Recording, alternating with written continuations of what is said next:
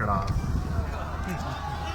جمعات کې په منبر ناس مولا خپله قیصه وکړه، بهر د پیزارځی سره چا خپله قیصه وکړه، زما په غوږو راغله هوا خپله قیصه وکړه، زه غلی پاتې نشم جمعه خپله قیصه وکړه. نو لږ واورئ،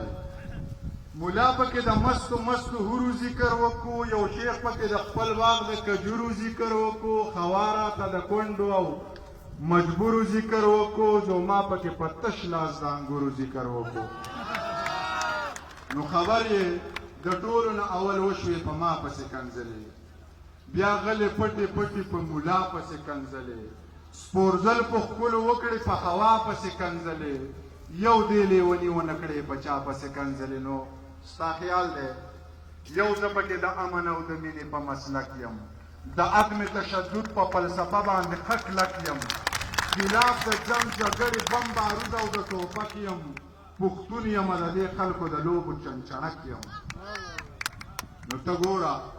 چې نوې اسلحه راشي په ما تجربه کېږي، زما په دې کپره څه ویړیا تجربه کېږي، پښتون یم په ما هره ناروا تجربه کېږي، په دې زخمي وجود هره بلا تجربه کېږي. خو دا خیر دی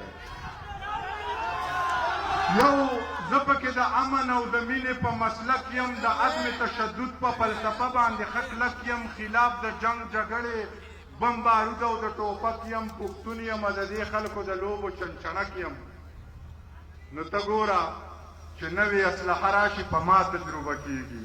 زما په دې کپره څه ویړیا تجربه کېږي، پښتون یم په ما هره ناروا تجربه کېږي،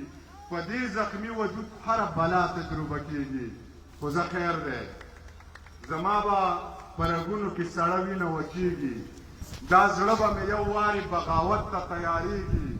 دا ژبه به اوس دغسې رښتیا رښتیا غږېږي،